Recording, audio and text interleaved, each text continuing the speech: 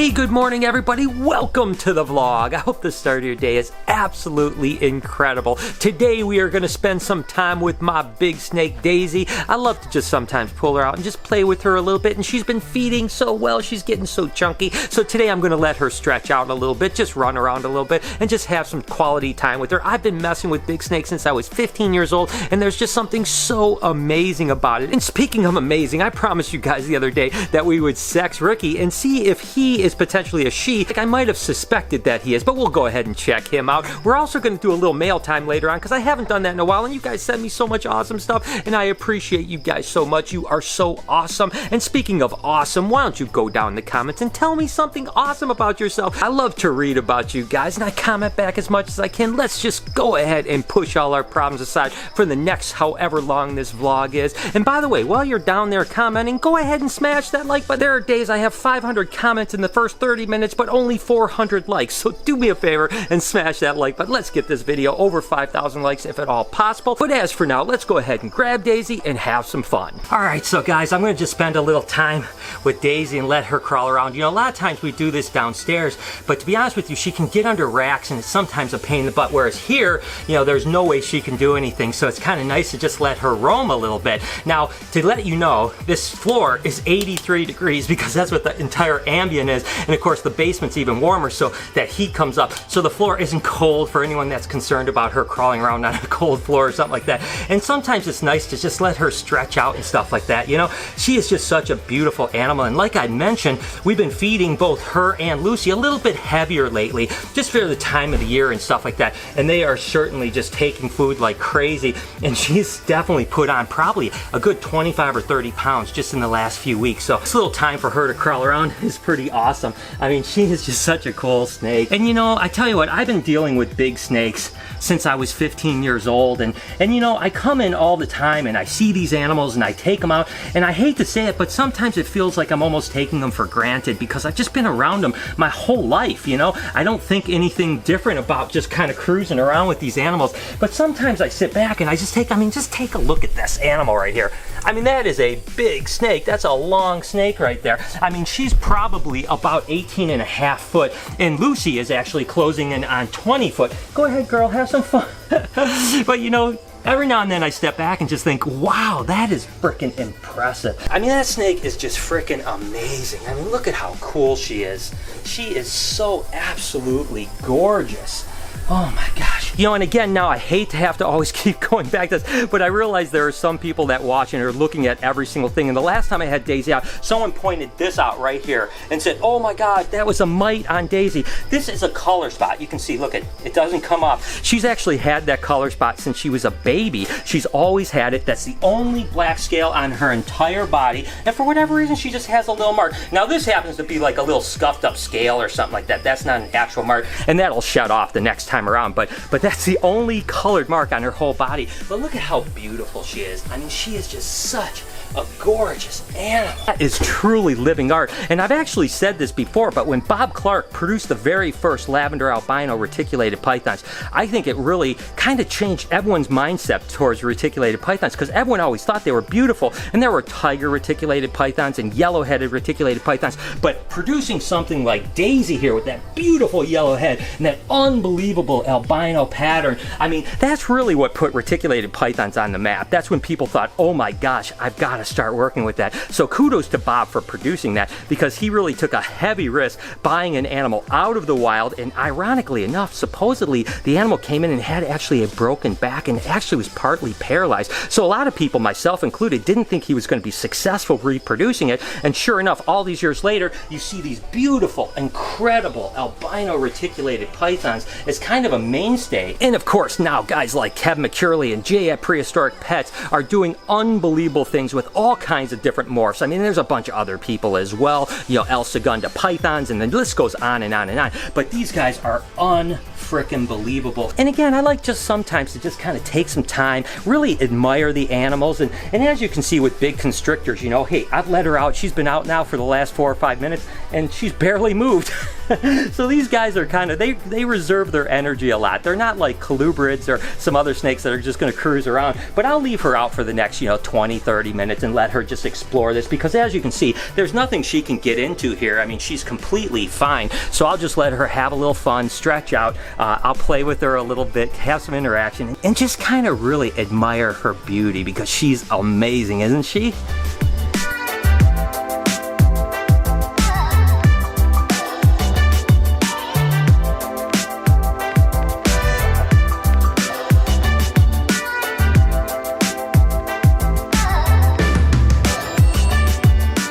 Of course, we have Ricky here, and Mary and Kelsey are going to help me so that I have hands free so I can do things. And basically, I bought Ricky when it was a baby, and it was sold to me as a male from a pretty reputable guy. And listen, everyone makes mistakes. I've certainly made mistakes sexing. I should have probably sexed Ricky when he was young, because it would have been easy to just avert the hemipenes. But hey, here we are, and this is where we're at. I could be completely wrong, but my intuition says I think Ricky is a girl just by the way he's acting. Regardless, we're going to show you how to probe a snake of this size. Now again, Ricky is an adult. It's like 7 or 8 years old, and it's a dwarf, so it's only going to get about this big. Not a super dwarf, but a dwarf. And I'm going to use a probe here, and you can kind of see right here how it's got a rounded end. And that just basically is a little bit better for the animal from the standpoint that you don't want to ever puncture that hemipene pocket, right? So what we'll do is we'll put a little bit of lube on this, and we'll go ahead and show you where the hemipene pocket is. And the idea is that if it's a male, it's going to go all the way down, probably that far or further. If it's a female, it's only going to go about this far, because of course there doesn't need to be a hemipene pocket for the actual sex organs. So let's go ahead and see what Ricky is. So you can see here, this is the vent right here. The actual hemipene pockets are going to be right here. And this is one of the things that made me think Ricky might be a girl, is look at how the taper is so quick here. Usually a male's going to have a little less taper. Now it will still have the spurs here. These are vestigial spurs. A lot of times people think males are the only one that have those spurs, but females will have them too. So basically what I'm going to do with the lube on this probe is I'm just going to go in, find Ricky's hemipene pocket, which is right here, and I'm going to go ahead and go down into it. Got to put a little bit of pressure. Oh, look at that. So it turns out Ricky is a boy. So all this time I've been saying, I don't know, I just have this intuition that it's a girl. Turns out it was sex right after all. It is a boy, and every time he's ever been in with a girl, he's had no interest. So there you go. Ricky is still Ricky. Ricky is nothing other than Ricky. What do you guys think? You happy? I'm sad. I'm really sad. Yeah, Mary was really interested in breeding her dwarf, Sunny, to Ricky, and us getting full clutches of lavender albino dwarfs. But hey, we've got 2 males now, and there's nothing we can do about it. So that's really cool. I mean, I don't know how I feel. I'm happy. I mean, Ricky is awesome, and he's a great animal. I just really thought that there was a chance he was a girl, but this just goes to show you that you really should probably double sex your snakes if you can, if you have someone that knows how to do it right when you get them. That way, if someone makes a mistake, you know right away. In this case, there was no mistake, no harm, no foul. With that said, Ricky's a boy, and now I've showed you how to sex a bigger snake. Guys, I have something pretty exciting. I'll be honest with you. A while ago, we had showed you those last leopard gecko eggs, and even Jessica said she didn't think they were going to hatch, and I had told you that a lot of times the last eggs of the year are infertile because we haven't bred for a long time. Well, guess what? Jessica, what do you have? Oh, I've got babies. Oh my God. Let's see the official last ones of the year. These are really the last ones. Yes. We have no more eggs left. And look at that. Oh my gosh, look at how cute they are. Oh, welcome to the world, little guys.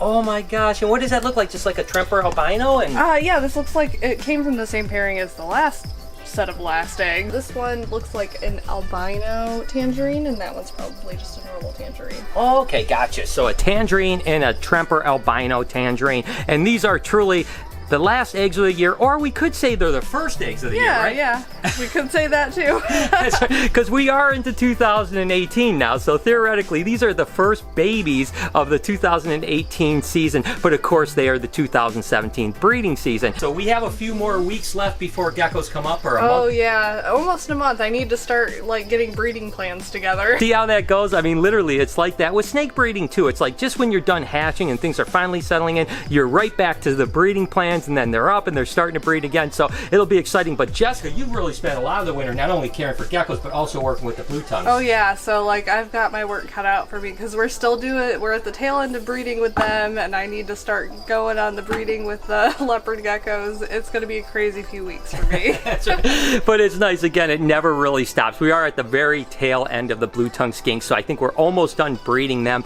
just about the time that the geckos come up, and then they'll start breeding. So again, people ask me all the time like the different seasons, but the truth is one season rolls into another season, and that's just kind of how it goes. But nevertheless, look at these cute little monkeys here, that little tangerine tremper and the little tangerine here. How cute is that? So there you go, guys. I was super surprised. I was shocked about this, so I wanted to share it with you. It's been a while since we've done a mail time and opened up stuff. So first off, thank you guys for always sending me stuff. I open everything, and I'm trying to respond to everyone. So if you sent me something, a letter, anything at all, that haven't responded yet, I promise I will. It just give me time. I get overloaded with stuff. So thank you guys for all these letters, and I will open them up and I'll respond to you. Also, you guys have been sending a lot of cards. It's just kind of been support of us with Artie and stuff like that. So thank you guys for that. But I did want to open up just a couple little things. I have no idea what these are. This is really light. Feel that. I think it might have air in it. I'm not 100% sure. So let's go ahead and see what's inside this thing right here. Whoop. We should not have knives. Okay, so what do we have here? Oh my gosh, look at this. Look at this, guys. No wonder why it didn't weigh that much. That is super cool. It's like a paper flower. Oh my gosh, it says to Lori from Rachel. So this is actually for you. Look at that. How nice is that? So thank you, Rachel. That is absolutely beautiful. You are one of my favorite people. Well, thank you. Oh, that's awesome. Well, thank you so much. And it's awesome that you took the time. It's one of the things I like the most when you guys send me your art. I mean, it's so freaking awesome because I know that you put your time and energy into it. All right, I'm just going to open up one more box really quick because I don't want to bore you guys with a bunch of mail time. But this is a bigger box. Careful. I know, right? I've got to always be. You literally almost cut your stomach. Don't ever pay attention to the way I do things. Okay, so. Oh, look at that. Curious George. Sticker. All right. Oh, look at this. Take a look, guys. It looks like. Is that what it is? Take it out. Is this a puppet? Oh my gosh, that is freaking awesome. Did you see that? I think it's a puppet. Is it? Oh, yeah. It's Bowser. Oh my gosh, it's Bowser. Oh my god, look at that, guys. Bowser, how cute is that? There's more though, there's more. There's a whole bunch more. Oh my gosh, who sent this? Oh my gosh, I'm going to try to figure out. Rick and Morty. Oh, Rick and Morty, how freaking awesome. Oh, and you guys know I love shirts, so let's see. Surprise 180. What does that mean? You guys know that I love shirts. This says Surprise 180. I'm not exactly sure what this means. There's no message. There's no someone message. just sent it and there's no message. Oh my gosh, we don't even know who sent this. Well, whoever sent it, thank you. Go comment down below. And for anyone that knows what that means, I'm sure you guys will comment and be like, I can't believe you didn't know, Brian. That's the most common thing in the world. But it's pretty cool looking and I like it. And as soon as I know what it means, I'm going to definitely wear it. So that is awesome. But I love this. We got these for Rick and Morty's tank, and we've got this to hang by Bowser. Bowser! That is so awesome. That is so cool. So anyways, I just want to do a really quick mail time. Thank you guys so much for always sending me stuff. You guys brighten our days. Thank you. Our P.O. box is always in the link in the description. You can check that out. So yeah. Thanks, guys. I appreciate it. So Noah, what does this mean?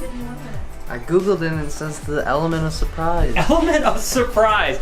Oh, you know what? I totally get it. Like the element table, and this is like surprise. I get it now. AH is the okay. Well, thank you. I feel kind of silly now, but thank you. Thanks for Google and Noah. That's a good thing. What I'm here for. Okay, so now I'll wear that shirt. That's pretty cool. Sushi. You want kisses, sushi?